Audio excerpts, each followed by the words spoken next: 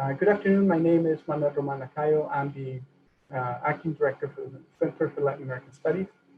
It's my pleasure to welcome you to the event on crimes against humanity in Latin America, the focus in Argentina, Chile, and Brazil. We have Pablo Salinas and Carol Proner with us today. Entonces, pues muchas gracias por estar con nosotros. De nuevo les doy la bienvenida. Y para llevar más o menos una secuencia de lo que esperamos que ocurra, Pablo y Carol van a abrir el evento y más adelante va a crear los espacios para una discusión más fluida, para preguntas y para seguimiento. Entonces, sin más a qué referirme, los dejo con Carol y Pablo.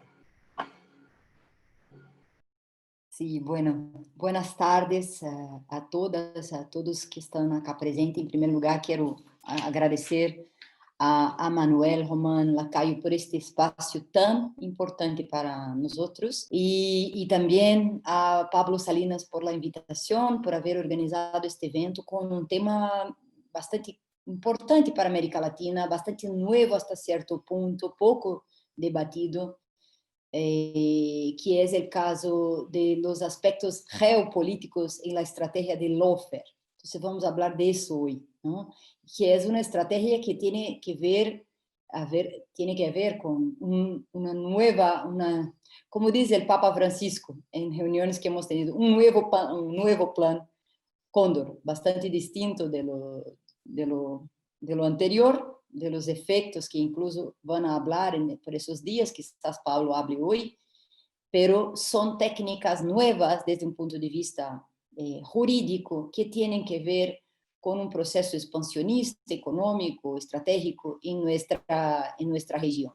Entonces es muy importante este tema y les agradezco especialmente a Manuel por abrir este espacio tan importante. Aprovecho también a cumprimentar a Pablo por la conquista, ha sido nombrado nuevo juez federal de Mendoza hace poco tiempo, con grande aprobación. Entonces, así que enhorabuena y suerte en la misión. Sabemos que Argentina está muy conectado con esa necesidad, ¿no?, de aproximar el Poder Judicial de las bases de la democracia y de los derechos sociales y populares de la población. Entonces, este texto que voy a usar como base para discutir, debatir con todos acá, es un texto que hemos escrito junto al ex embajador chanceler de Brasil, Celso Amorim.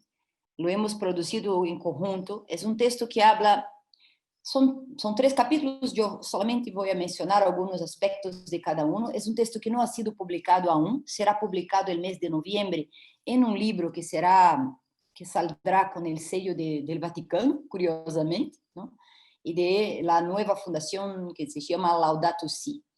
Entonces, este texto también tiene, sobre todo en el primer capítulo, la dedicación de identificar los contornos de este lawfare que ha sido bien hecho, bien organizado como argumento justamente por el jefe del Estado del Vaticano, el Papa Francisco, ¿no?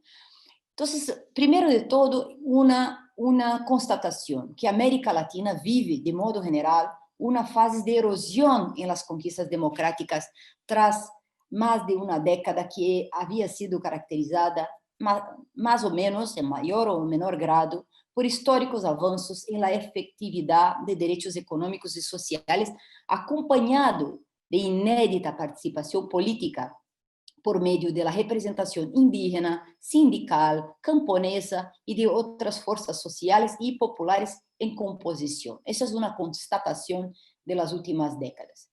Pero de una forma paulatina, de una forma progresiva también, rupturas y retrocesos pasaron a ocurrir por medio de ofensiva contra líderes, partidos y fuerzas, vamos a utilizar la expresión, digamos, imprecisa y polémica, pero progresistas, ¿no? Procesos judiciales selectivos y mediáticos tienen destaque en estos procesos de regresión progresista, entre otros, ¿no? Y pueden explicar hasta cierto punto, entre otros elementos, un reflujo de gobiernos y tendencias ¿no? que contaban con esos avances sociales y que estos reflujos tienen que ver en algún grado con los sistemas de justicia y con procesos selectivos en operación dentro de esos sistemas de justicia. El Papa Francisco ha tenido una voz importante para denunciar abusos en el Poder Judicial en combinación con los medios de comunicación para condenar sin la observancia del debido proceso legal. Él ha sido alguien que durante el año de 2018 y 2019, sobre todo el 2018, ha tomado eso como una misión durante todo el año. Él ha denunciado el uso instrumental del derecho y por diversas oportunidades se ha preocupado con lo que dijo ser consecuencias negativas de una crisis de legitimidad de la justicia. Vale mencionar que yo tuve la oportunidad, por circunstancias, de estar con el Papa Francisco en 2 oportunidades. Hemos hecho viajes al Vaticano, una de ellas para denunciar las violaciones masivas tras el impeachment de 2016 contra Dilma Rousseff en Brasil. Hemos llevado junto a la madre de Marielle Franco denuncias también con sectores de las iglesias evangélicas y cristianas en Brasil, con los movimientos campesinos. Hemos ido al Papa para mencionar ese grave retroceso. Pero después de la segunda vez hemos ido con una especie de dossier que se llamaba Guerras Jurídicas en América Latina, en que en aquel momento denunciábamos el caso evidente de Brasil. Lula, en este momento, Luis Inácio Lula da Silva, ex-presidente, estaba detenido. Ya había, él se quedó en total 580 días en el cárcel. Por esa época había una cosa como 350 días ya en el cárcel, casi un año, por tanto. Más de un año, un poquito más de un año. Y entonces el Papa se escuchó, bueno, nos fuimos, ahí en este momento que él habló, creemos casi exagerado, habló de un nuevo plan Cóndor en América Latina. Después, en meses siguientes, él se reunió con 100 jueces de América Latina y discutió los derechos sociales. Y por fin, al final de 2019, en una audiencia en la Asociación de Derecho Penal Internacional realizada en noviembre del 2019, él hace un completo concepto de lo que él considera lawfare, incluyendo no solo la cuestión del derecho de la justicia, del sistema de justicia con los medios, pero también entra en la cuestión de la lógica de una guerra jurídica conectada con el capitalismo financiero global que aprovecha de situaciones asimétricas, abusa de su posición dominante a las expensas del bienestar colectivo, ¿no? Entonces él explica que esta lógica, más allá de una preferencia política por X o por una tendencia política de izquierdas o progresistas o de derechas, que tiene que ver también con un sistema capitalista internacional. Yo os puedo mandar esta citación del Papa completa, que habla también de los paraísos fiscales, que habla del sistema de corrupción y del crimen organizado de los grandes paraísos fiscales, que nada tienen que ver con otros tipos de corrupción, que esos sí están bastante perseguidos. Entonces, para nosotros, y acá no voy a entrar en los detalles jurídicos, porque eso sería interminable, pero desde el punto de vista geopolítico, que es lo que creo que puede interesar al grupo que está acá, se puede entender el lawfare como la utilización de la ley y de la justicia para perseguir determinadas personas, grupos o determinados intereses que envolven estados y la propia geopolítica mundial. No se puede comprender lawfare o guerras jurídicas solamente en los procesos jurídicos limitados a los estados nacionales. El uso contemporáneo hay que comprender en el ámbito estratégico militar. Y eso ha sido definido por un general norteamericano, Charles Dunlap, ¿no? Y que está en el ámbito de las Fuerzas Armadas de Estados Unidos, el uso del derecho como método de guerra no convencional, por la cual la ley es usada como medio para llegar a un objetivo militar. El éxito del mecanismo es evidente porque utiliza la legitimidad de la ley, de los actores, de los jueces, de la jurisprudencia, de los fiscales, de la policía, investigativa para proseguir con persecución, perdona, política del opositor por medios judiciales. Hemos visto cosas más o menos raras en el caso de Manuel Zelaya en 2009, en Honduras, hasta cierto punto hubo participación del Poder Judicial, también Fernando Luga de Paraguay, después Cristina Fernández de Kirchner, cuando uno mira sus procesos, percibe cosas que van mucho más allá de una perfecta, digamos, persecución criminal. Rafael Correa ahora, y su correísmo y las corrientes de las fuerzas políticas en Ecuador son un verdadero absurdo, porque ahí ya estamos hablando mucho más allá de una persecución judicial, un efectivo bloqueo judicial que se ha intentado en Ecuador, y también ahora estamos recién salidos de una elección en Bolivia con Evo Morales, con las fuerzas del movimiento al socialismo, pero hemos visto tras lo ocurrido el año de 2019, en octubre justamente, varias movimentaciones dentro de Bolivia que han resultado en alguna medida también, incluso por aplicación de hipernormatividad, son reglas de derecho hipernormativas, y han generado algún nivel de bloqueo político y de persecución jurídica, ¿no? El caso brasileño, sin embargo, es el más completo y se puede ver claramente una operación bastante completa y bien sucedida. Por un lado, destitución de Dilma Rousseff por un proceso de impeachment sin crimen de responsabilidad, que ha resultado en un acuerdo entre élites, el poder mediático, el poder judicial, el poder legislativo parlamentario y fuerzas exógenas, y también el impedimento de la candidatura de Lula a las elecciones de 2018. ¿No? Entonces ahí tenemos una visión completa, ¿no?, de lo que pasó en Brasil, bastante bien sucedida. La existencia de un sistema jurídico articulado capaz de potencializar los objetivos estratégicos de desestabilizar, inviabilizar o sustituir un gobierno hostil, como define el concepto técnico de lawfare, constituye, como hemos visto en el caso brasileño, como hemos estudiado, una forma eficiente de dar concretud a una guerra híbrida, una guerra indirecta, una guerra no convencional. Digo de otra forma, ¿no? Digo de otra forma. Lo que se destaca en ese tipo de método no convencional es un objetivo final indirecto, un golpe, una mudanza de régimen. Las ventajas de ese tipo de guerra en relación a los métodos tradicionales son evidentes, son obvias, ¿no? No solo porque no hay costos humanos efectivamente, una guerra tradicional, como también es mucho menos cara, mucho menos costosa, ¿no? En el plano económico son ventajas impresionantes porque reducen el juego de presiones y contrapresiones en grupos sociales, facilita la implementación de un modelo económico ultra neoliberal que dificilmente prevalecería en circunstancias normales, una vez que se eliminan los candidatos de una política de oposición, ¿no? Eso no quiere decir, y siempre tenemos que hacer resalva, que, bueno, quien estudia eso es contra el combate a la corrupción. No, el combate a la corrupción tiene que ser fortísimo, tiene que ser riguroso, tiene que ser transparente, riguroso, fuerte, pero tiene que observar reglas, ¿no? Y el lawfare, ¿no?, que hemos visto en América Latina no es un proceso neutro.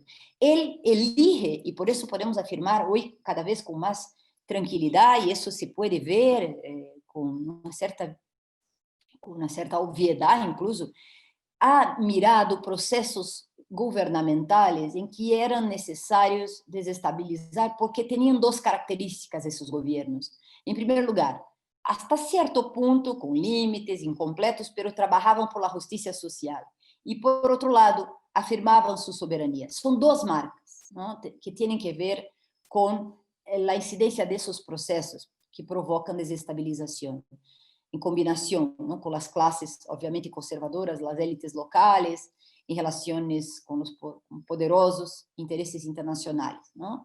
El control del backyard como extensión de territorio América Latina, igual que en otras épocas en las dictaduras militares, y sobre todo porque estos países de alguna manera tenían, de alguna forma tenían una posición, en Brasil, en portugués decimos altaneira, soberana, de inclinación socio-desenvolvimentista, en contraste a otras épocas, sobre todo en Brasil, se puede hablar tranquilamente, en que había más conexión y más subordinación de los intereses nacionales a una identificación con intereses de Estados Unidos, sobre todo en la dictadura militar.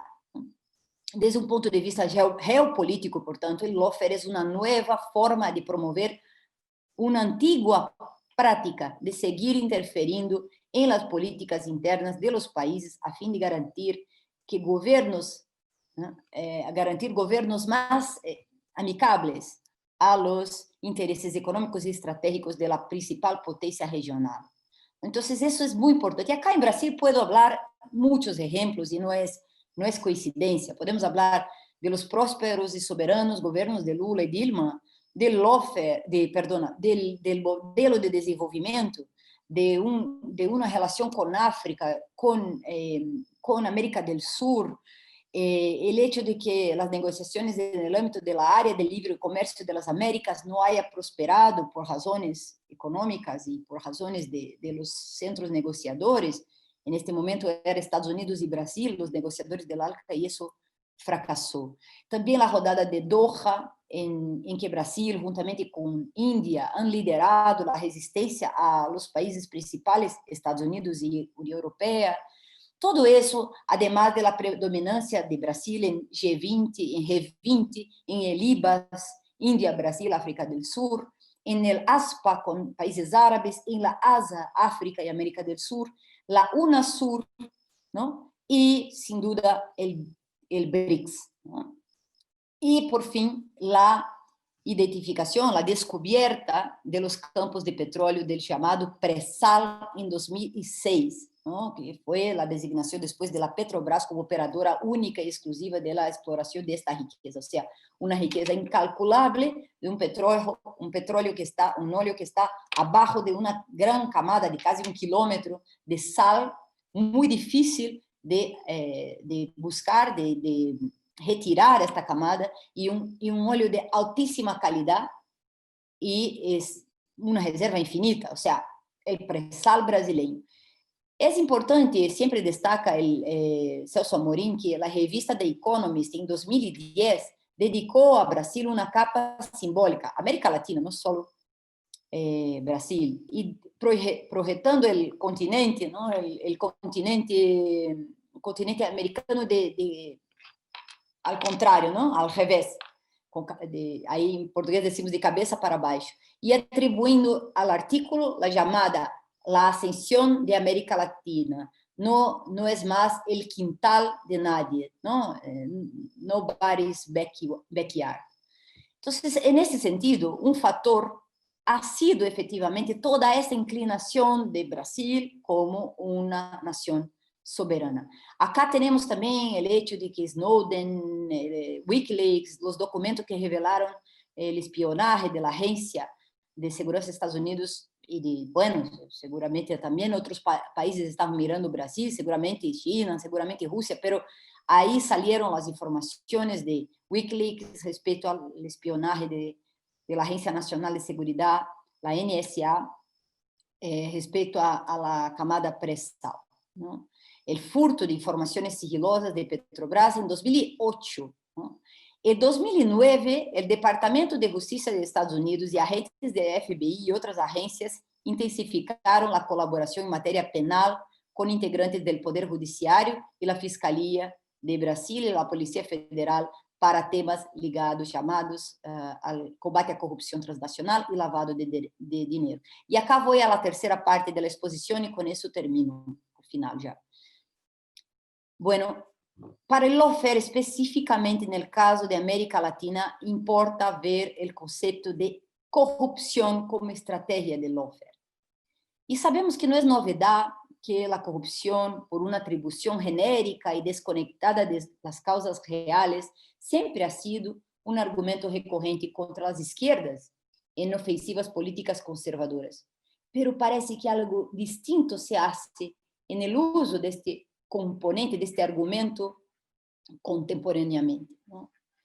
Y acá, de cierta manera, el Papa Francisco identificó el sistema de justicia, las medidas hegemónicas, una condenación implacable contra determinados actores, buscando el clamor popular que genera el combate a corrupción por obvio, ¿no? Pero acá tenemos que considerar que no es solo corrupción, sino corrupción sistémica transnacional, una especie de discurso unificador para incidir en la opinión pública y al mismo tiempo permitir el accionamiento de mecanismos de cooperación transnacional. Por tanto, no es raro que la corrupción haya sido tratada por especialistas de think tanks, ONGs, de todo tipo, medios de comunicación, como una especie de cáncer, de cancro del siglo XXI, a corroer los alicerces de la democracia, ¿no? Dadas las principales características propias de un gran crimen complejo, con capacidad de trascender las fronteras del Estado. Entonces, muchos grupos de presión que estudian la corrupción sistémica transnacional justifican la flexibilización de las garantías procesales para que la sociedad pueda obtener respuestas inmediatas a contrastar el desencanto producido por la estigmatización de la política. Entonces, ¿qué tenemos acá? Que es genial desde el punto de vista estratégico. La corrupción sistémica transnacional justifica la violación de las garantías porque la sociedad tiene que saber. Indubio pro réu, no. Indubio pro societatis. Essa fórmula punitivista e justicialista ha sido adotada em processos de persecução jurídica contra líderes e movimentos também, né? Movimentos campesinos, movimentos indígenas, de trabalhadores em países da região, servindo perfeitamente a los planos de interferências híbridas. En el ámbito militar de las fuerzas estadounidenses, la corrupción viene siendo considerada una de las principales amenazas a su seguridad continental. El Pentágono asumió eso en 2010 en un manual de entrenamiento de las fuerzas especiales americanas preparadas para guerras no convencionales, así definiendo este tipo de guerra híbrida que debería ser una forma de explotar las vulnerabilidades políticas, militares, económicas, jurídicas, psicológicas de potencias hostiles. El propio Donald Trump, durante el gobierno de Donald Trump, en 2017, hubo un documento que definió la nueva estrategia de seguridad nacional de Estados Unidos y ha asumido claramente el combate a corrupción como forma de desestabilizar gobiernos de los países que sean competidores ou inimigos de Estados Unidos. E acá poderia avançar em outros documentos internos de segurança de las fuerzas de seguridad norteamericana. Hemos visto lo que pasó en Brasil. Podemos decir que no hay ninguna duda que puede ser considerado una forma bastante bien sucedida de aplicar ese tipo de nueva guerra, dada los resultados junto a las fuerzas políticas y la capacidad económica del país. Mira que en 2016, 17, 18, 19, estamos a 5 años desde el golpe de 2016. El alcance de la mega operación solo ha sido absolutamente completo porque hemos descubierto las ilegalidades del sistema de justicia de los fiscales y de los jueces, porque son algunos jueces, algunos fiscales, y eso salió, los diálogos, el modus operandi salió en publicaciones de The Intercept Brasil y otras agencias, agencia pública, etc. Y hemos descubierto los audios, los mails, las mensajes de Telegram, de WhatsApp y todo lo que hacían para manipular el proceso penal, ¿no? Métodos similares, como mencioné, han sido utilizados en Ecuador, Bolivia, en otros países. Lo interesante de este método es que también es una guerra no convencional profundamente asimétrica, como suelen ser las guerras, ¿no? Por un lado, se juega, o se guerrea, o se hace la guerra con el due process of law, con la guerra, con el debido proceso legal y las frágiles legislaciones nacionales. Del otro lado, tenemos el combate a un crimen transnacional, la corrupción sistémica transnacional, y toda la analogía con los crímenes de terrorismo, de tráfico de drogas, de los crímenes más bárbaros. Entonces, las condenaciones políticas con las medias son implacables, ¿no? y se traducen en todo tipo de violación, prisión, execración pública, proscripción pública de biografías, etc., bloqueo de fuerzas políticas sin que se venza el debido proceso legal, sin que haya una sentencia condenatoria efectivamente, siquiera muchas veces un proceso palpable, un proceso efectivamente justo. Entonces, y un último elemento para finalizar, ¿no? El hecho de que tenemos muchos tipos de guerras jurídicas, es difícil establecer un patrón único. Lo que vemos es la manipulación del sistema de justicia en muchos países, incluso en Chile. Estamos viendo ahora el caso chileno, también de bloqueo de uno de los candidatos, de una forma bastante clara, de una sola vez, 16 procesos judiciales contra un candidato. Después de 3 años, solo sobran 2 procesos que ya están a punto de caer también. Y esos 2 años han significado, ¿no?, el comprometimiento de la imagen de un candidato a presidencia de la República en Chile. Esa cuestión, además, embora está siendo bastante aplicada a gobiernos, candidatos y movimientos progresistas o que defienden derechos humanos, ya también afecta una especie de cultura de lawfare y desrespeto a las reglas del juego democrático que tiende a alcanzar cualquier escenario político. Porque una vez que vale para un grupo político, este grupo político, una vez al poder, puede también mover las piedras del juego político contra adversarios, y eso no tiene fin. Eso finalmente es, ¿no?, la pérdida de las garantías, ¿no? Entonces, aunque no hemos avanzado en el argumento del modelo económico financiero del que habló Papa Francisco cuando habló de este tema, porque aquí tiene todo que ver este lawfare, porque es una estrategia que se beneficia del modelo económico ultraliberal, en el cual la democracia opera en límites cada vez más estrictos, cada vez más estrechos, ¿no? Y es un proceso de retroalimentación. La judicialización selectiva de la política pasa a favorecer la implementación de modelos económicos y políticos austeros y distanciados de los avances sociales y populares. Por tanto, mis amigos, mis amigas queridas, es importante estudiar lawfare, es importante reconocer que el lawfare es uno de los mayores, más grandes peligros, no solo para América Latina, sino para las democracias en el mundo. Muchas gracias. Gracias, Carol. Y bueno, creo que tal vez, Pablo, puedes conectar tú el... Bueno, primero que nada, agradecer a Manuel, a la Universidad de Pittsburgh, a Jessica, decirles que es un honor para mí esta reunión. También agradecerles que se transmita la misma por parte de la universidad, agradecer a Carol con su presencia, y también es un honor tener entre los participantes a colegas alumnos de el curso de Crímenes contra la Humanidad que se está desarrollando en la Universidad Nacional de Quilmes, junto con la directora de Derechos Humanos, la doctora María Sonderegger, con quien hemos trabajado y trabajamos el tema de derechos humanos, y hemos publicado el delito de desaparición forzada en coautoría con la doctora Viviana Beigel en la editorial de Quilmes, y también tenemos distintos proyectos en común.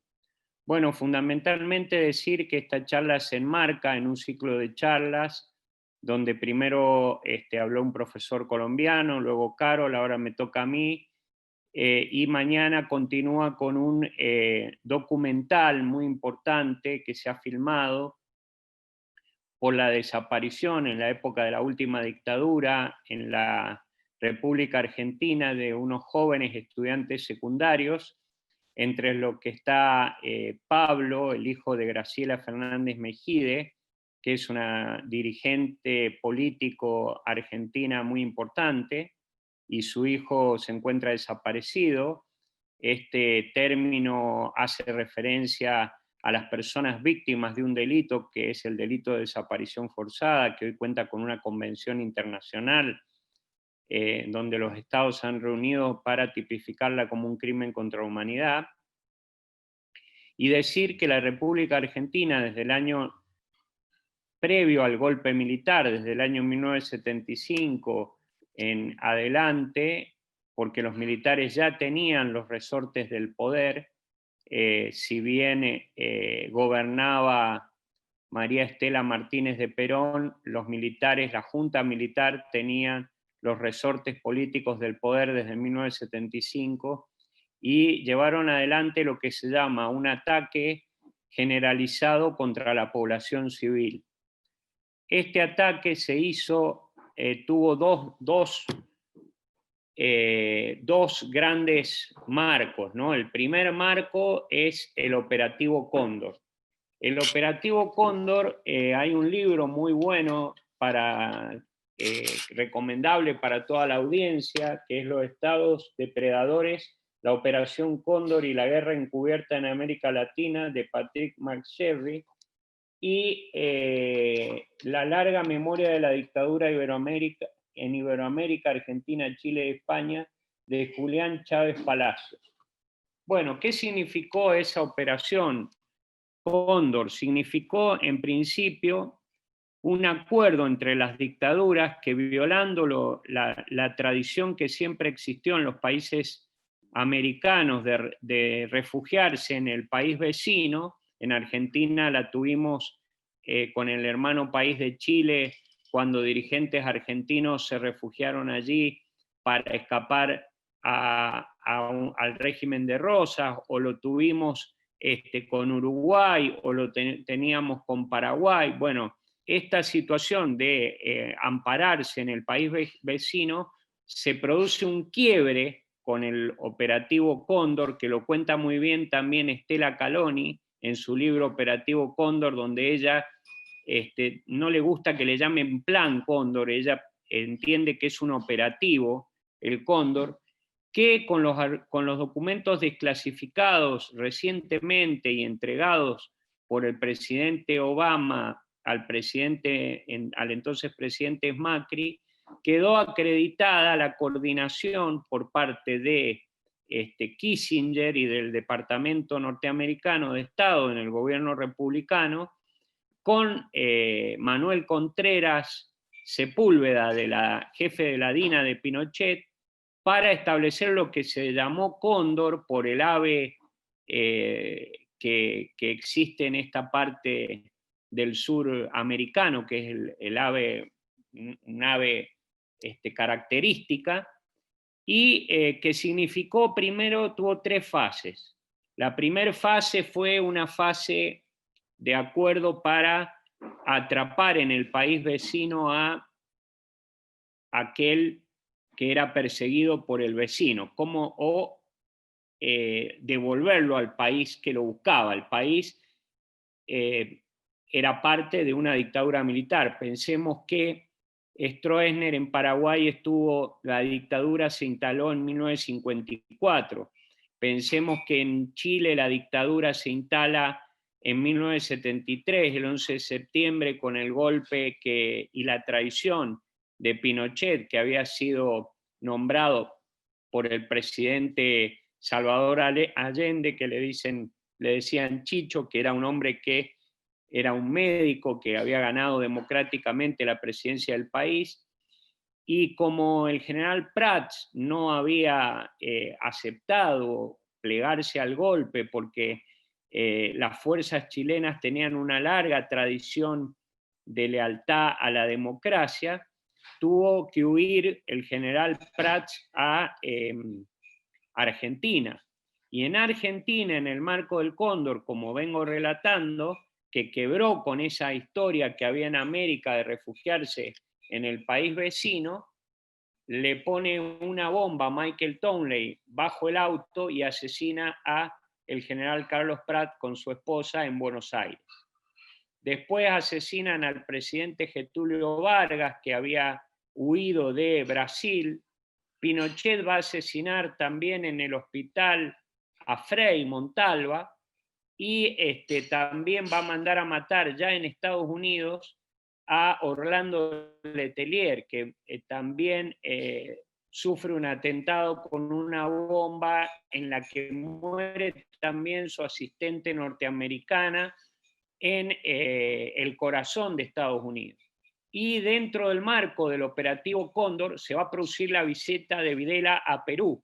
En esa visita los exiliados argentinos huyeron a México y salvaron sus vidas, salvo Carlos Maguid, que era uno de los referentes del movimiento estudiantil argentino de estudiantes secundarios WEX, y que fue secuestrado en Perú y luego asesinado en Argentina.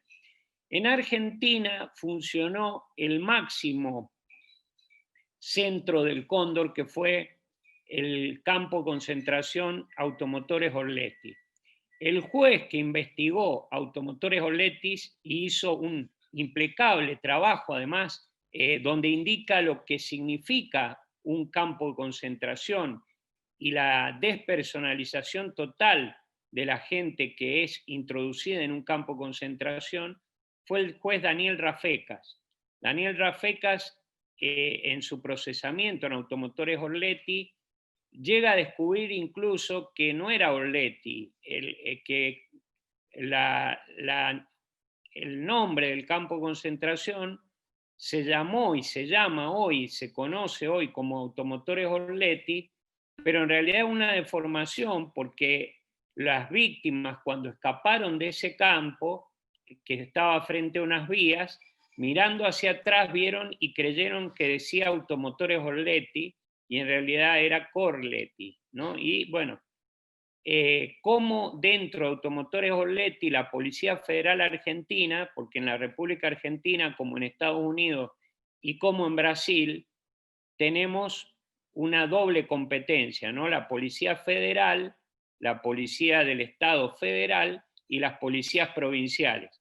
En la Argentina, la Policía Federal era la que se encargaba de atrapar a las personas que venían de otros países. Un ejemplo, en la provincia de Mendoza se juzgó a lo que era el grupo de tareas de la Policía Federal, donde un periodista mendocino hizo un documental muy importante que se llama Leajo con ADEC 7446, Rodrigo Sepúlveda se llama el periodista, hizo ese documental donde relató el secuestro de Romano Ribamar y Sánchez Andía, que eran unos militantes que fueron secuestrados luego de un accidente de tránsito. Se apagó la luz de todo San Martín, se cortó la luz de todo San Martín y fueron secuestrados en el hospital de San Martín, y a los secuestradores se le cayó un llavero que decía Policía Federal, y además fueron identificados en un vehículo de la Policía Federal cuando se llevaron a estos jóvenes. La estrategia de los países, de las dictaduras, era unirse para intercambiarse los líderes políticos que secuestraban en el país vecino, o para permitir que Pinochet matara a sus oponentes en Argentina, o que el dictador boliviano matara al expresidente boliviano Torres aquí en Argentina, o que la dictadura de Brasil pusiera como blanco a Getúlio Vargas para poder eliminar a ese líder político que había transformado Brasil en un gran país, y también luego la tercera fase del Cóndor, porque yo fui de la primera fase, que era el intercambio de prisioneros, a la segunda, que es asesinar en el país vecino, con colaboración o con aquiescencia de la fuerza de ese país vecino, hasta la tercera fase, que era ir a un tercer país a secuestrar a algún opositor político. Y ahí voy a hacer referencia a literatura, en este caso no un texto académico, sino un texto de un escritor argentino que se llama Miguel Bonazo, que se llama Recuerdos de la Muerte. En ese texto, Miguel Bonazo cuenta la historia del matrimonio de Tucho Valenzuela, que estaba secuestrado en un campo de concentración en Santa Fe, y que los militares le proponen llevarlo a México para secuestrar opositores políticos en México, dejando a su mujer embarazada de mellizos en Argentina, pero diciéndole: que si él no colaboraba con el plan, su esposa iba a ser asesinada. Efectivamente, él llega a México, y esto es un dato de la realidad, que en el libro Bonazo cuenta el caso en forma novelada, pero el caso es un caso verídico. Él llega a México, denuncia el operativo Cóndor, denuncia que él ha sido enviado a infiltrar a los opositores que estaban exiliados, genera una fuerte protesta del gobierno mexicano contra el argentino, porque el gobierno mexicano no participaba en el Cóndor, como sí participaba Chile, Argentina, Uruguay, Paraguay, Brasil, Perú. Entonces esa protesta, por supuesto, genera que la maten a su esposa, que sus hijos, los dos mellizos, solo recuperó la identidad uno de los mellizos. Y la historia de la dictadura argentina es tremenda, porque el delito de desaparición forzada se produce y produce un daño que se mantiene hasta la actualidad. En Mendoza, en la provincia de Mendoza, a la cual amo y de la cual estoy enamorado y siempre voy a vivir aquí, recuperamos la identidad de Claudia Domínguez Castro. Claudia Domínguez nació en cautiverio porque su madre fue secuestrada, Gladys Castro, junto a Walter Domínguez, fueron secuestrados ambos en Guaymallén, y eran dos jóvenes estudiantes universitarios, muy jóvenes, como los chicos tan jóvenes que mañana van a ver en el documental, en el brillante documental que van a ver mañana en la Universidad de Pittsburgh, donde declaran los compañeros de la secundaria, de los chicos desaparecidos a partir del 20 de octubre del 76, entre lo que está Pablo Fernández Mejide. Y algo que no me voy por las ramas, es algo que quería mencionar. Nosotros tenemos un gran dibujante y escritor mendocino, conocido mundialmente, que es Quino Lavado, Joaquín Lavado. Joaquín Lavado escribió un personaje que se llama Mafalda, que es una tira de dibujos donde el personaje central es Mafalda, y que, como bien decía Quino, a quien yo tuve el gusto de conocer porque es el tío de un hermano mío, un gran amigo mío, el doctor Diego Lavado, que también es abogado en los juicios de lesa humanidad. Él creó ese personaje, él no tuvo hijos, por eso lo cuidó hasta el final de sus días mi gran amigo Diego, y por eso yo he tenido contacto con Quino. Y Quino, que es sin duda brillante y un hombre, un dibujante enorme, cuando en algún momento usaron a Mafalda para poner que había un saqueo en un supermercado y Mafalda estaba participando, se enojó muchísimo porque dijo, estos europeos no entienden lo que significa la amistad en Argentina.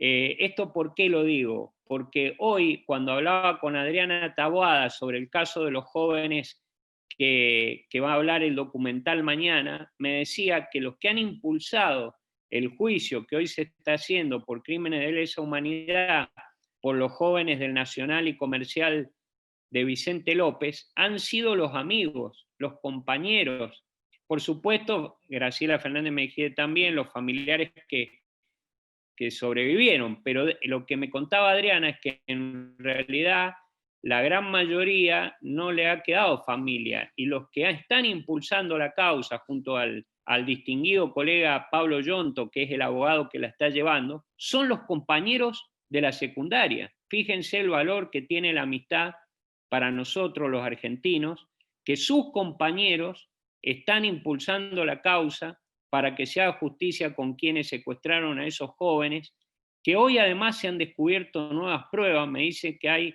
en el campo de concentración, el Campito declaró una sobreviviente que había estado en contacto con la familia Labrune, Noemí Labrune es una militante de derechos humanos a quien yo quiero muchísimo, una referente histórica, una mujer de la APDH, peticita mayor que anda en un Ford Falcon viejo, todo derruido, y que se mueve para los tribunales moviendo los juicios de lesa en Neuquén, y que contó que María le mandaba un mensaje a Pablo. María tenía 17 años y le mandaba un mensaje a Pablo Fernández Mejide, que era su novio. Fíjense estos chicos, qué tremendo, ¿no? Y en Argentina se visualizó en La Noche de los Lápices, que fue una película que tuvo muchísima difusión. Pero el caso de los chicos del Vicente López no tuvo la difusión que tuvo en este caso el caso que se pudo ver en La Noche de los Lápices. Entonces es muy importante entender cómo la represión funcionó, cómo se secuestró jóvenes, cómo la desaparición forzada, en el caso de Claudia, que yo les contaba, se crió ella en Guaymallén y su abuelo, el padre de su papá, siempre supo que tenía una nieta, pero no sabía dónde estaba, y se crió ella a 3 cuadras de su abuelo. O sea que su abuelo murió y se la puede haber cruzado 5, 6, 7 veces a Claudia sin saber que era su nieta, o miles de veces, porque vivía ahí nomás. Los apropiadores de Claudia vivían en Dorrego, Guaymallén, a pocas cuadras de los abuelos biológicos de ella, que además la estaban buscando y que hicieron el primer habeas corpus por una persona por nacer, y que hicieron innumerables habeas corpus que el juez Romano, el fiscal en ese entonces Romano, el juez Miret, el juez Carrizo y Petra rechazaron, y Mendoza es la única provincia en el país donde los jueces federales de la dictadura han recibido prisión perpetua. El 26 de julio de 2017 fueron condenados a prisión perpetua por haber rechazado de manera sistemática más de 100 casos de habeas corpus de jóvenes secuestrados y hoy desaparecidos. Jóvenes que eran, por ejemplo, estudiantes de la Facultad de Ciencias Políticas, Virginia de la Suárez, que tenía 22 años, que entraron a la noche. A las chicas las secuestraban a la noche porque tenían la finalidad perversa de atacarlas sexualmente. A Lila de Marinis también, la llevaron a la noche, se la llevaban de noche, la secuestraban así en ropa interior como estaban para poder atacarlas sexualmente y luego matarlas. Les robaban, saqueaban sus bienes y se apropiaban de sus hijos. Ese era el mecanismo de Videla y de la Junta Militar que sufrió la República Argentina y que produjo un baño de sangre, pero además delitos que nunca nos imaginamos, como es el de la desaparición forzada unida a la tortura y el del genocidio de una parte de la Argentina. Una de las cosas increíbles que han sucedido en Argentina. Por ejemplo, en Argentina se creó Abuelas de Plaza de Mayo con la persona que más admiro yo, que es Estela de Carlotto. Ella creó un banco de datos genéticos que hoy funciona para que se hayan recuperado la identidad de 134 chicos, entre ellas 4 nietas mendocinas, entre ellas Claudia. ¿Por qué? Porque los familiares dan parte de, donan material genético para que se pueda cotejar, y allí se coteja con todo el banco y se logra recuperar la identidad. Y no solo recupera la identidad Claudia, sino que recuperan la identidad los 4 hijos de Claudia, el marido de Claudia, la familia de Claudia recuperó la identidad. Pero en Argentina siguen pasando cosas.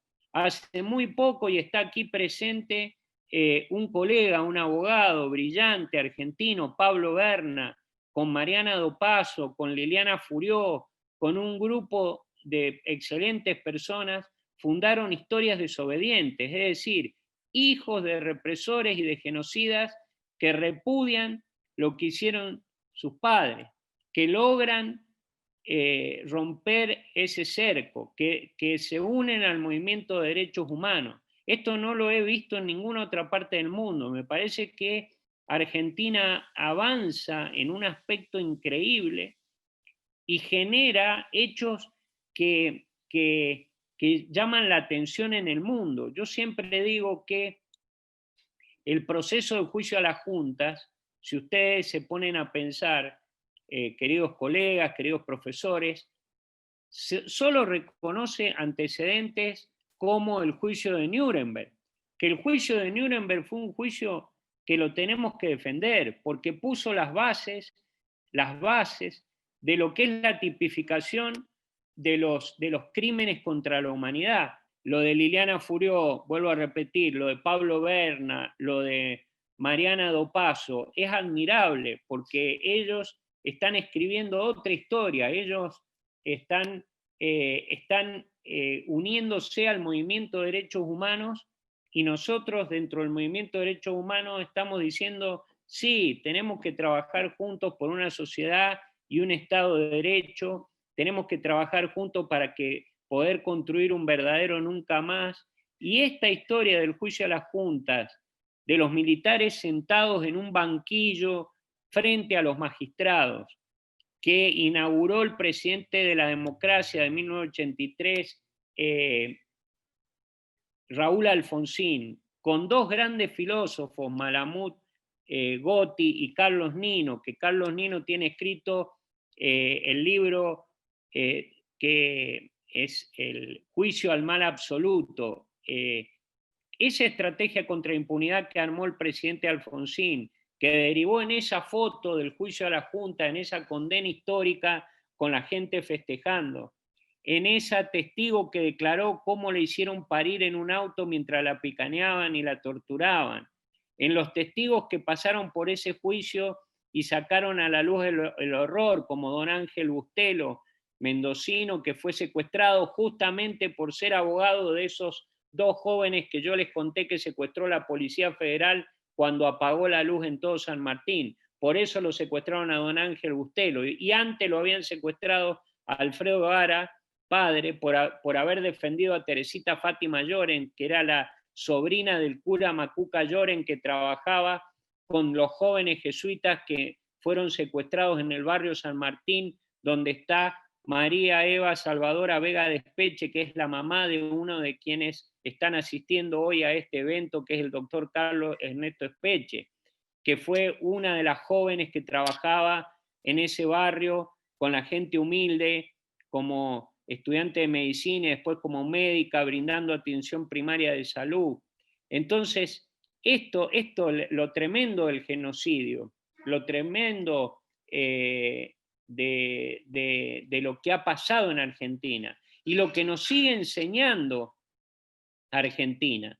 Porque así como está esa foto, como estuvo la foto de Nuremberg, la foto a los coroneles griegos, del juicio a los coroneles griegos, la foto en ese cuadrado de vidrio al genocida Eichmann en Jerusalén, que permite construir o pensar en una sociedad mejor, las sentencias del Tribunal para la ex Yugoslavia, las sentencias del Tribunal para Ruanda, los distintos juicios que se realizaron en el mundo, como decía Carlos Nino, juicios al mal absoluto.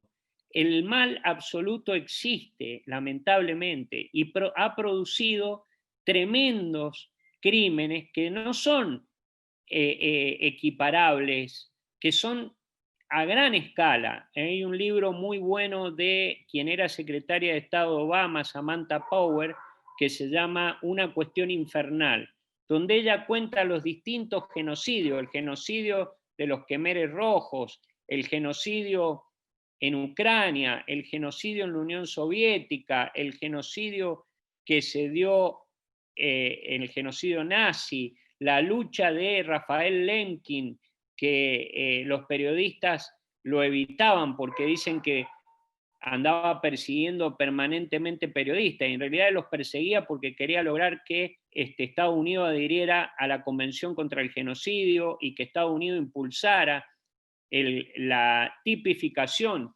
del delito de genocidio. Y de hecho, Rafael Lemkin, como bien cuenta Samantha Power en el libro Una cuestión infernal, consiguió que Estados Unidos impulsara la Convención contra el Genocidio, y es la única convención que ha firmado Estados Unidos, la Convención contra el Genocidio.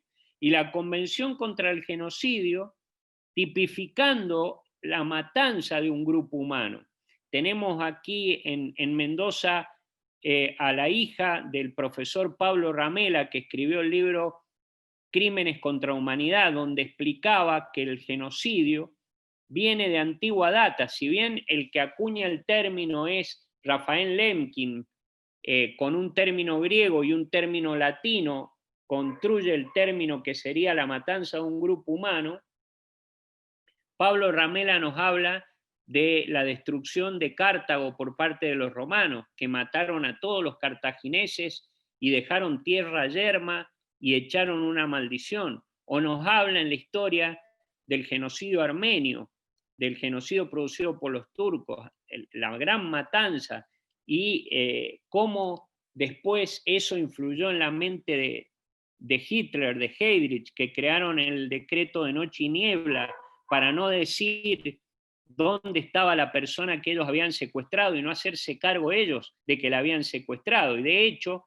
ese decreto de noche y niebla después va a ser usado en Argelia por parte de los franceses. Hay un documental muy importante de María Monique Robin, que es una periodista francesa que escribió Los Escuadrones de la Muerte, que ustedes simplemente pueden poner Escuadrones de la Muerte en YouTube y van a encontrar el documental completo, que dura 1 hora y que no tiene desperdicio, donde María Monique Robin cuenta cómo los franceses utilizaron la táctica de dividir en zonas Argelia, y cómo los paracaidistas franceses dirigidos por Villot llevaron adelante esa táctica junto con Paul Ausareses y utilizaron como herramienta fundamental la tortura y la desaparición forzada.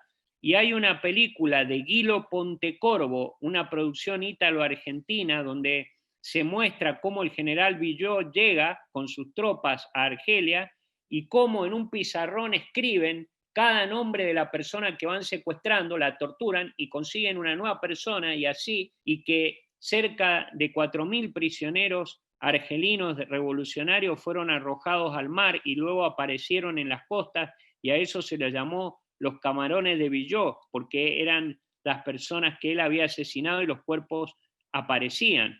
En Argentina, esa doctrina, el mismo general Viñone le dice a la periodista Monique Robin que sí, que aplicaron esa doctrina, se lo dice Genaro Díaz Besone, y la perfeccionaron, porque le ponían, en algunos casos le inyectaban a las personas que tenían en la ESMA, cuando ellos llamaban los traslados, en realidad era los asesinatos, porque los iban a tirar al río, y entonces volvían a salir a secuestrar, le daban a Astiz una carpeta. Astiz es el símbolo de la represión en Argentina, algunos le decían el niño porque era rubio, ojos claros, y se hizo pasar por familiar y le dio un beso a 2 madres, a Azucena Villaflor, una de ellas, y con eso las señaló para que las secuestraran. A esas 2 madres las mataron, las tiraron al río y los cadáveres aparecieron en Uruguay.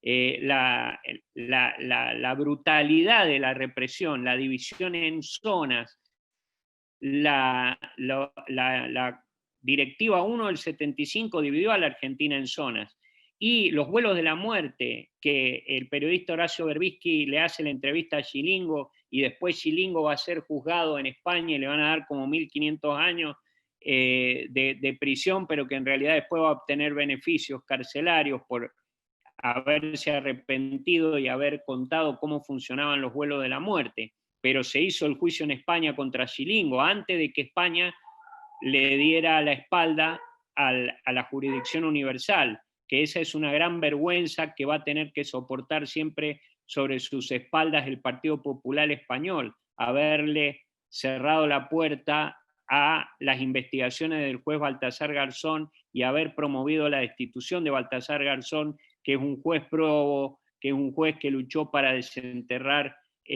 los cadáveres y poderle dar un poco de justicia a las víctimas, un poco.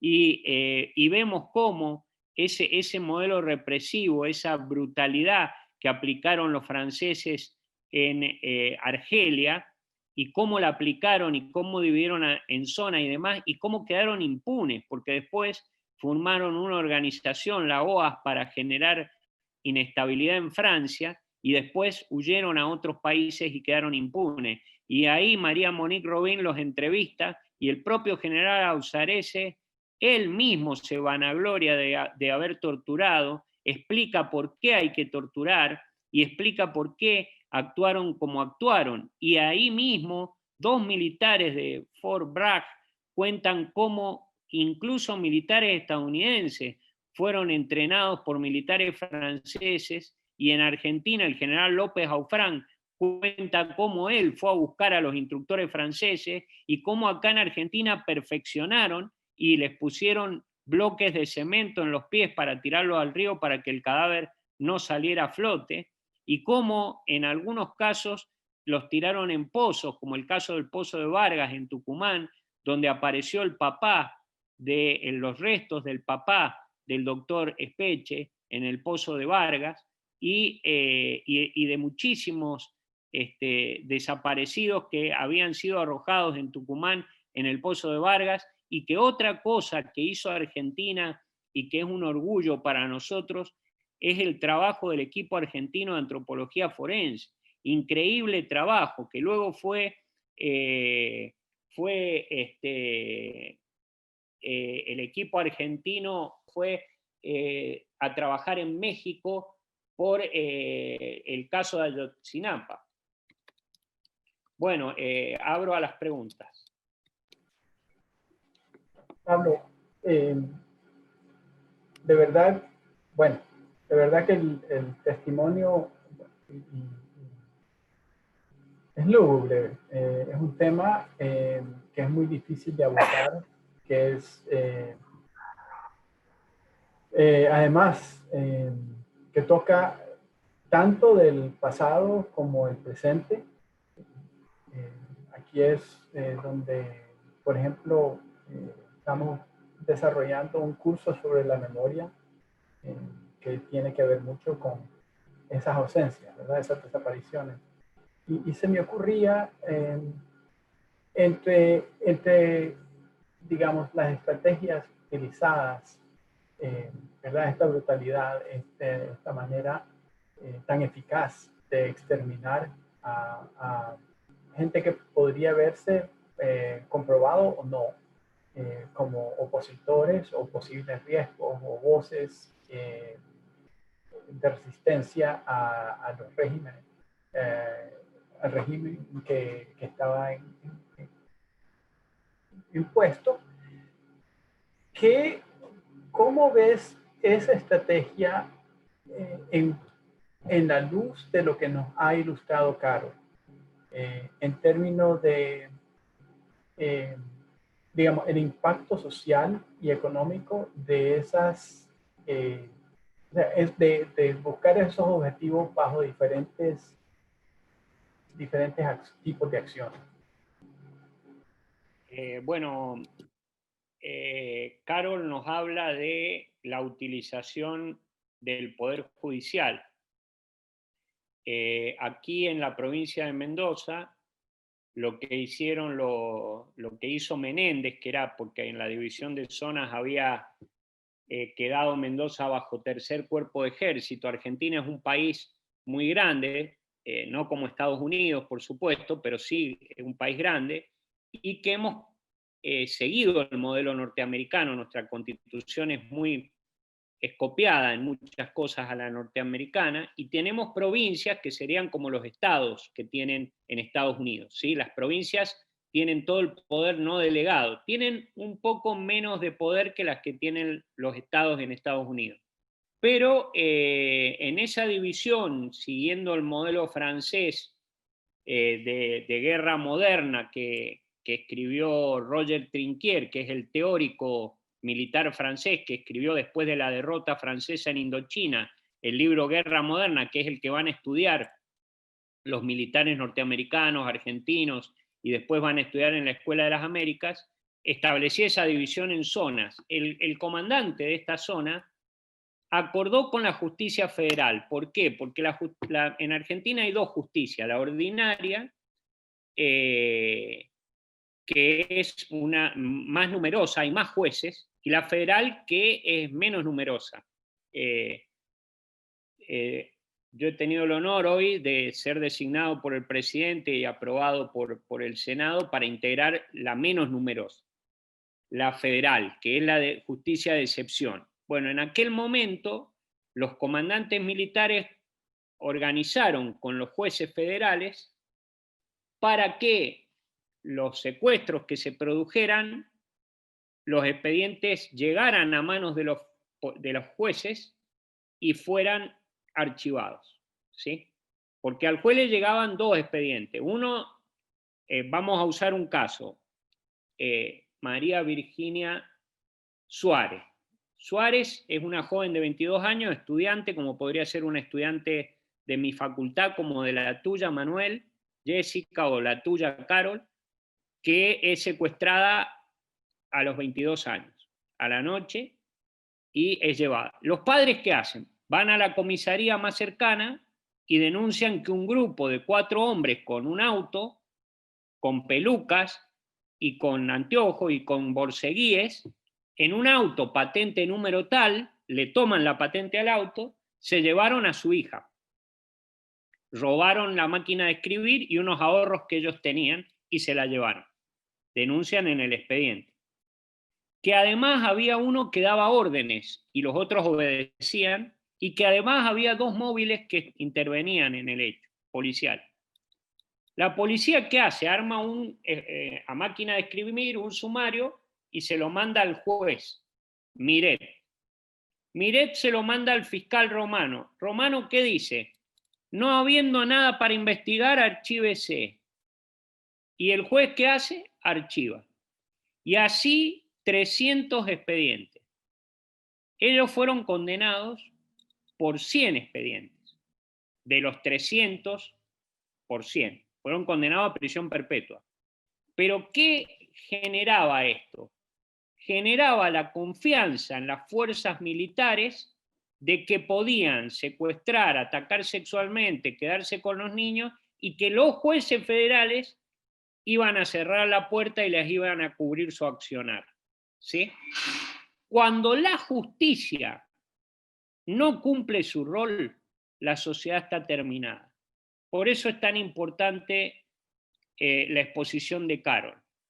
Cuando la justicia es instrumentalizada para perseguir un opositor político, para politizarse, para armar una causa fraguada o para no investigar un acto de corrupción, cuando la justicia es instrumentalizada, la sociedad cae a sus peores lugares de corrupción, de violencia y de terrorismo de Estado. Yo lo relaciono eso hoy, en todo el mundo lo relaciono. ¿Por qué? Porque la justicia tiene que ser independiente. Si la justicia no trabaja de manera independiente y si la justicia queda sometida por un líder político, sea cual fuere el líder, sea de derecha o sea de izquierda, no interesa. Cuando la justicia queda sometida y es instrumentalizada, eso hace que se permitan los hechos más aberrantes. De hecho, ¿qué más hacía la familia? Volvamos a María Virginia Suárez. Además de hacer la denuncia, la familia iba y hacía un habeas corpus y relataba: a las 2 de la mañana entró tal persona, tal otra.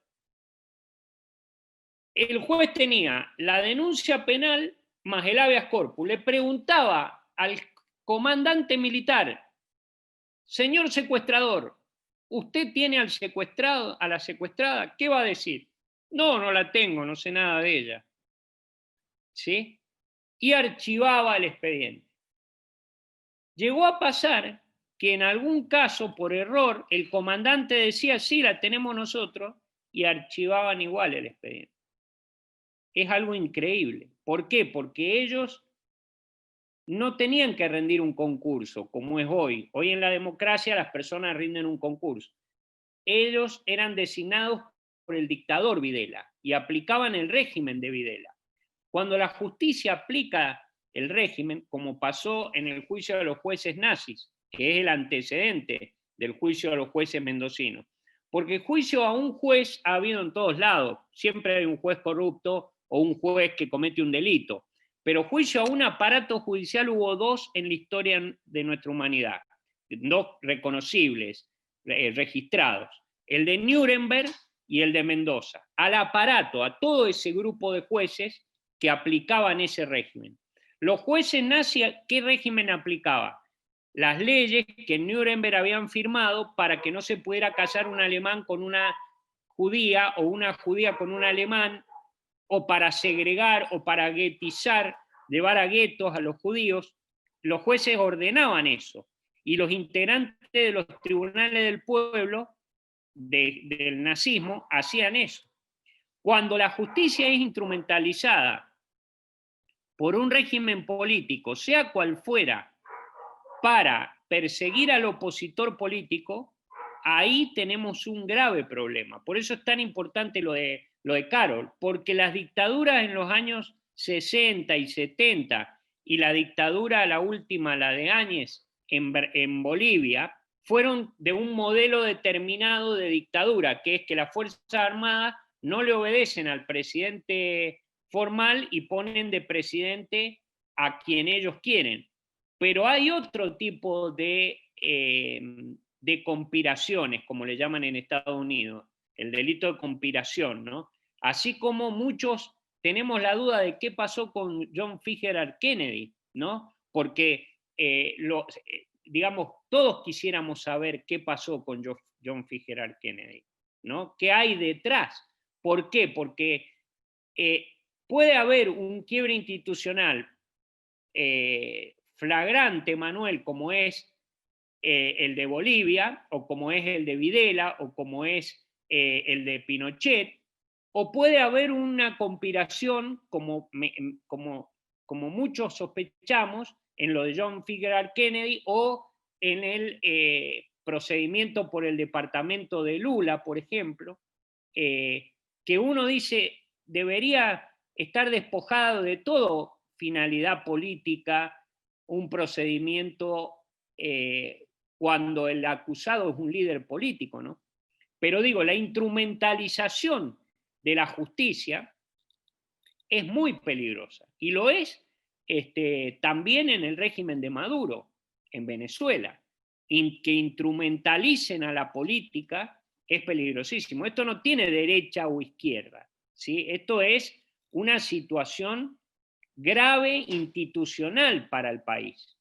Entonces, Carol es lo que cuenta Carol. Yo recomendaría a la audiencia el libro de Manuel Escorza, que se llama El cantar de Agapito Robles, o Redoble por Ranca, o Garabombo el Invisible, que cuenta la historia de, en Perú, Manuel Escorza es un gran escritor peruano, previo a Gabriel García Márquez, que fundó el realismo mágico, que habla de la lucha del juez Montenegro, que es un juez poderosísimo, contra un líder aborigen que es Garabombo el Invisible.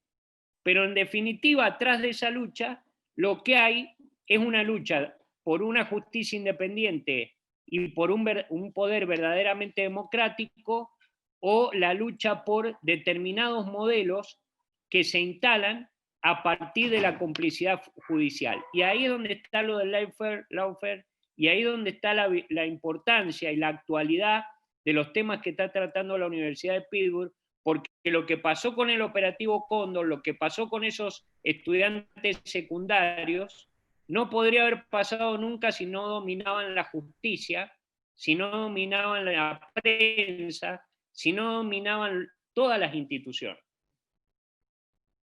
Pablo, tenemos otra pregunta de parte de Ricardo Hermili. Los delitos de lesa humanidad contemplados en el Estatuto de Roma incluyen la persecución de un grupo o colectividad con identidad propia fundada en motivos políticos. El lawfare entendido como una forma de persecución, podría ser considerada como una de las formas de instrumentar tales delitos de lesa humanidad. Yo le daría la palabra a Carol. Gracias por la pregunta, muy perspicaz, decimos en portugués. No, no sé quién la ha hecho, pero la historia de Lofer nace justamente de las Fuerzas Armadas de Israel y Estados Unidos en contra de los defensores del derecho humanitario. En primer lugar, los abogados, los warriors, eran considerados los que utilizaban reglas de derecho internacional humanitario para, digamos, de alguna forma imponer problemas a los intereses de ciertos estados en Oriente Medio. Entonces, incluso la Cruz Roja era utilizada como una entidad que era mal intencionada, etc., por su vocación humanitarista, finalmente, en un análisis schmittiana, si quieren, de un realismo político extremo, en que cualquiera hace política bajo cualquier circunstancia. Esa visión negativa de Lofer como el uso del derecho humanitario para digamos, objetivos contraestratégicos de Estados Unidos y de Israel. Hay un instituto con este nombre, se buscan en internet, que tiene esa finalidad hasta hoy, que es mirar, ¿no?, bajo la estrategia Lofer, todo lo que puede significar algo en contra de los intereses de estas potencias en guerras mundiales, en guerras estratégicas regionales. Eso es una vocación de Lofer, pero después, más tarde y contemporáneamente, la estrategia bajo, sobre todo la cuestión de la corrupción, como hemos mencionado, se hace ver en, como ya mencioné, en la estrategia de las fuerzas militares de Estados Unidos. Es interesante solo aprovechar las respuestas de Pablo y muy rápidamente, cuando comparamos los modelos de justicia de transición. Yo trabajé en la Comisión de Amnistía del Ministerio de Justicia en Brasil muchos años durante el gobierno Lula y Dilma, como consejera de la Comisión de Amnistía. Por tanto, hacíamos procesos de reconocimiento de derechos de personas que habían luchado en la dictadura, que habían sido perseguidos, torturados, desaparecidos, sus familias, etc. Entonces, he conocido bastante bien el proceso de justicia transicional y siempre hemos comparado con Argentina como el modelo brasileño corto, ¿no?, que no ha ido a fondo de las cuestiones, principalmente en temas de responsabilización de los militares, que no hemos llegado ni cerca, no hemos sido capaces de organizar un modelo que pudiera responsabilizar a los militares. Eso es un gran problema, porque están ahí otra vez, Pablo, los militares bastante fortalecidos, y creemos que también tiene que ver con esos escombros autoritarios, como decimos, ¿no?, lo que no ha sanado. Y el Poder Judicial, que también ha actuado de una forma bastante restrictiva, no solo actuando para archivar procesos, como mencionó Pablo, sino que también actuando, incluso la justicia civil, para hacer falencias en empresas que no estaban de acuerdo con el régimen, actuando incluso la justicia civil, o sea, los escombros del Poder Judicial en Brasil que nunca nadie mueve porque sigue la tapa de legitimidad, de que no hay que mover con la justicia es imparcial, etc. Entonces, claro, cuando miramos este modelo de justicia funcional corrupta, ¿no?, la corrupción funcional de la gestión de la justicia, cuando yo fui a Francia a trabajar este tema, claro que los republicanos franceses me han recibido como si yo fuera una detractora de mi poder judicial. Yo dije, no, mira, no quiero criticar a los jueces de mi país, que además son buenísimos, hay mucha buena justicia y jueces, y no es ese el problema es que cuando hay sectores que tienen un propósito estratégico, no es difícil ver que, sobre todo después de la Cumbre de las Américas en 94, que ha incluso hecho muchos planes continentales tras la caída del muro, muchos planes estratégicos han sido montados, incluso la cooperación internacional en materia de crímenes transnacionales, que alguien me ha preguntado finalmente.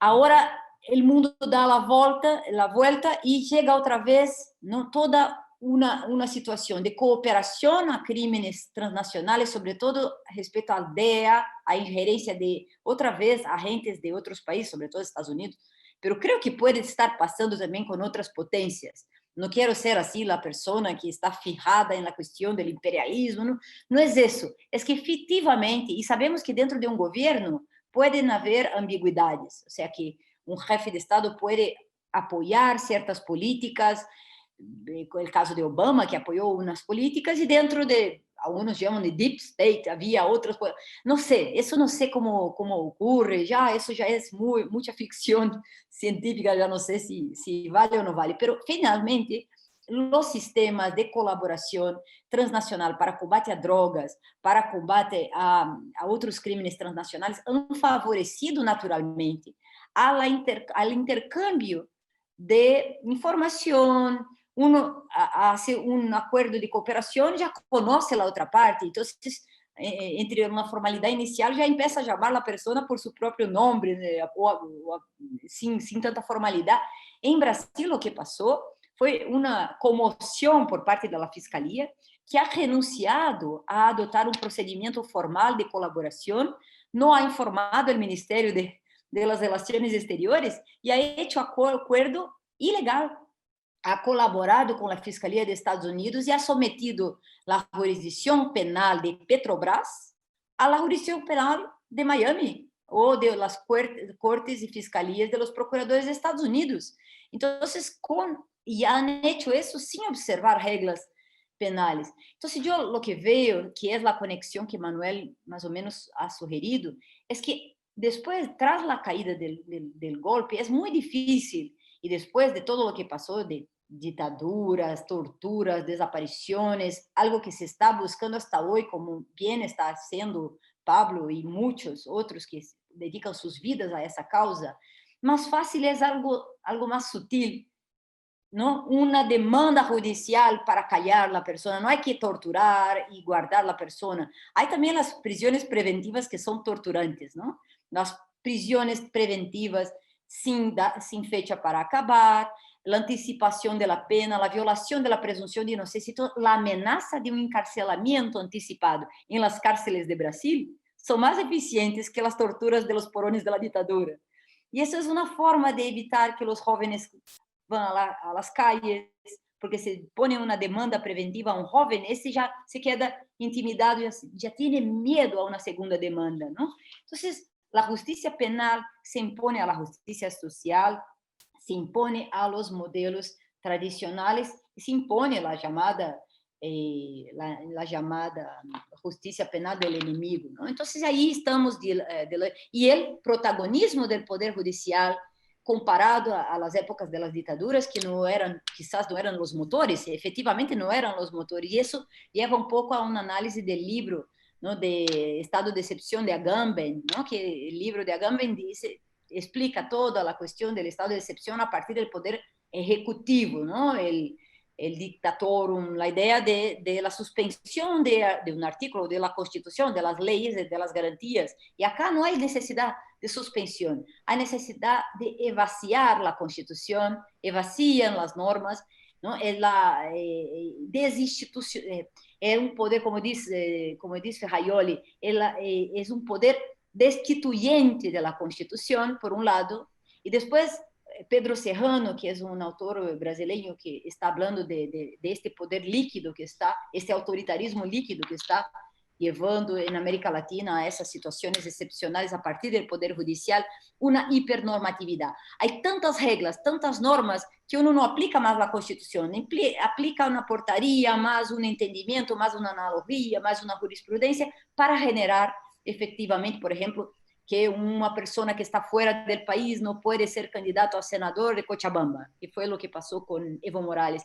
Finalmente, ele estava fora porque estava exilado, ¿no? Por um golpe de Estado. Pero é uma regra que se impõe para evitar que se plantee candidato. Então, são situações que eu não tenho as respostas, a única forma que podemos fazer é mirar, entender os acordos bilaterais de combate à corrupção. Son una pista importante, ¿no? Una huella que tenemos que seguir, porque finalmente el sistema financiero, el sistema bancario está totalmente conectado a una forma, ¿no?, de actuar de una única potencia. Y hay que ver que hay mucho poder sin respecto a las reglas mínimas, ¿no?, de la presunción de inocencia, finalmente. Y el derecho penal, yo que no soy del derecho penal, he sido obligada a estudiar sin parar desde los 2016 hasta hoy todo lo que es doctrina penal, porque no tenemos otra oportunidad. Gracias. Muchas gracias, Carol. Muchas gracias, Pablo. Primero que todo, no va a ser la última, espero, con ustedes dos en particular, pero igual no va a ser la última sobre este tema.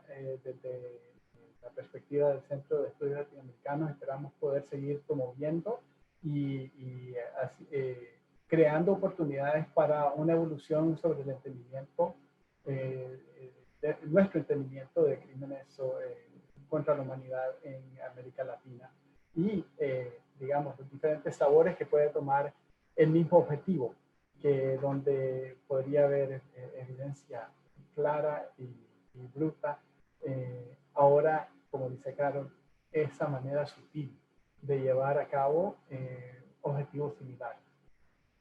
Entonces, quiero agradecerles a todos los presentes, a todos los participantes.